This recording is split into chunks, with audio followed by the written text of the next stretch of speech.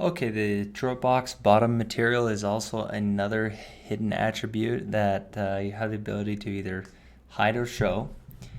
It as determined. This is the drawer box bottom material.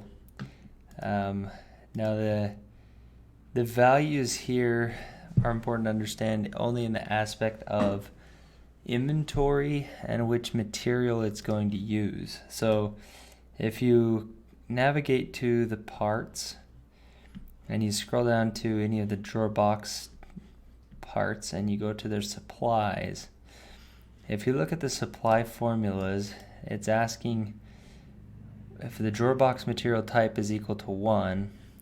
So if the type is equal to 0, then it's going to allocate box materials, whatever your box material color is.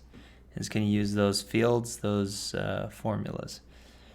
If it is looking to a 1, if the type is set to 1, then it will be whatever this field is here. It's going to look to this product attribute for its data.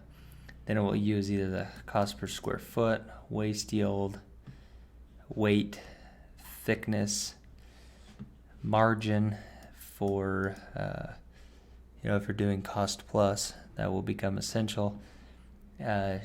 Sheet square foot size, export formula, and a unique ID if you'd like to use one. It also functions in the same way that the other product attributes do when it comes to inventory. And it's just a matter of whether you want your customers to see this and choose it or not. Either way, you do need to make sure that you have this value set to either 0 to look to box materials or 1 to look here and use a generic drawer box bottom material.